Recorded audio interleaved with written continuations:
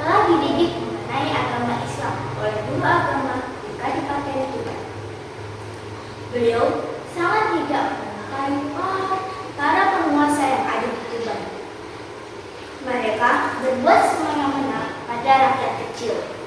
Inilah yang membuat Raden Said marah.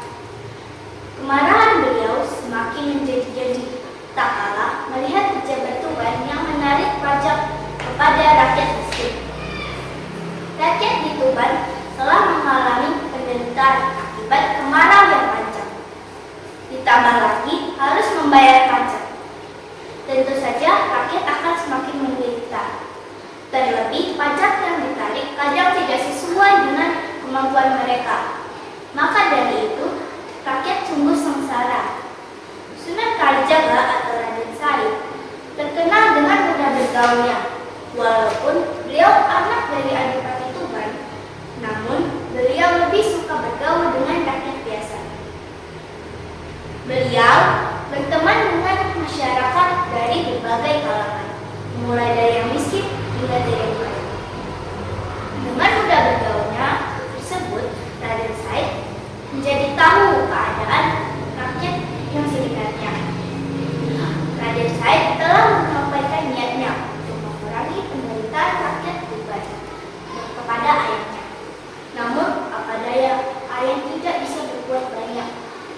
Raden Said pun bisa memaklumi keadaan tersebut karena Adipati berada di bawah pimpinan kerajaan Majapahit yang mengharuskan rakyat membayar pajak. Dengan keadaan tersebut, Raden Said berinisiatif untuk keluar dari rumah di malam hari dan meninggalkan ayat-ayat suci Al-Quran yang telah dilakukannya di malam-malam sebelumnya.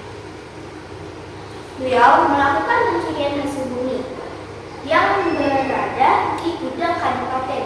Pajak bumi tersebut merupakan pajak yang diberikan oleh rakyat.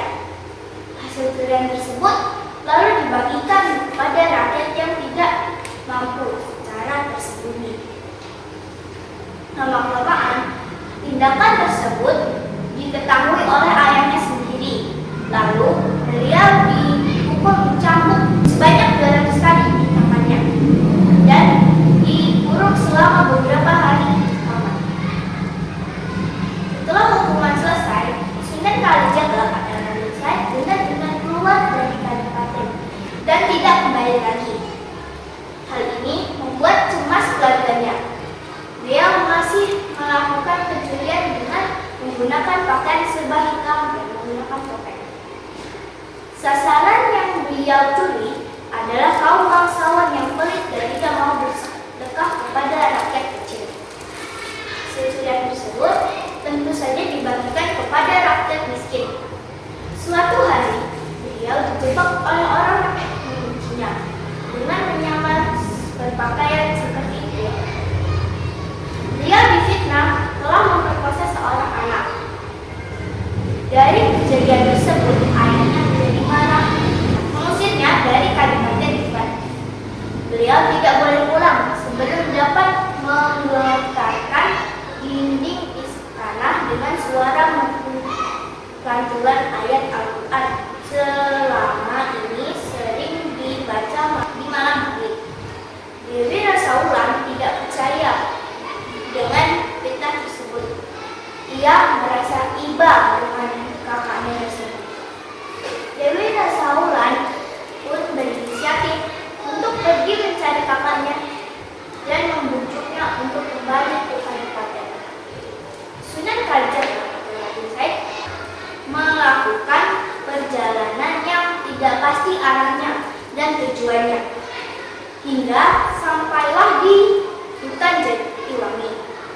Di sanalah beliau menjadi pencuri yang budiman, yaitu dengan mencuri harta orang kaya yang pelit dan membagikannya kepada rakyat yang tidak mampu.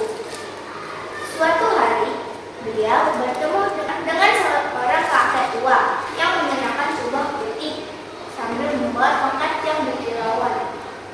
Orang tersebut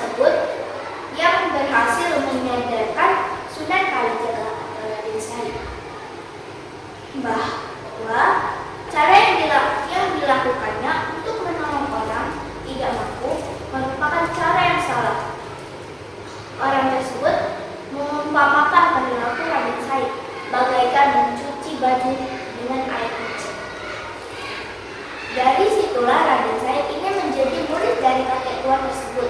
Namun, ada syarat yang harus dipenuhi, yaitu dengan menunggu tongkat yang telah ditancapkan di tanah sampai kakek tua datang. Ujian tersebut mampu dijalani oleh Raden Said. Selama 3 tahun, beliau bersemedi di tempat tersebut. Setelah ujian selesai, Raden Said dibersihkan tubuhnya dan diberi pakaian yang bersih. Kemudian dibawa ke Tuban. Mengapa demikian? Karena kakek tua berjubah putih itu ialah Sunan Bonang. Dengan Sunan Bonang, beliau mulai menimba ilmu mengenai pelajaran agama. Gelar Sunan Kalijaga didapatkan karena beliau pernah menembus sungai selama bertahun-tahun. Dalam bahasa Jawa, kali berarti sungai dan jaga berarti menjaga. Setelah bertahun-tahun, ibu Raden Said mengetahui kabar bahwa anaknya tidak bersalah, dan ia merasa menyesal telah mengusir anaknya. Untuk mengobati rasa rindu dari ibunya, Sunan Kalijaga atau Said mengerahkan ilmu tingginya untuk melantulkan ayat-ayat Al-Quran dari kejauhan, dan nantinya suara tersebut dikirim ke Kadipaten Tuban. Suara yang mendengung dari Raden Said mampu menggetarkan dinding istana dan siapa saja yang mendengarnya. Sunan Kalijaga atau Raden Said memutuskan untuk membaca sembari berdakwah menyebarkan agama Islam dari Jawa Tengah hingga Jawa Barat.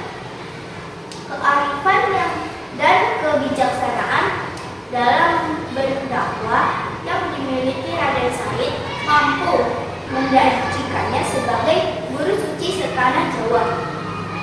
Saat usia senjanya, beliau memilih Kadilangu Demak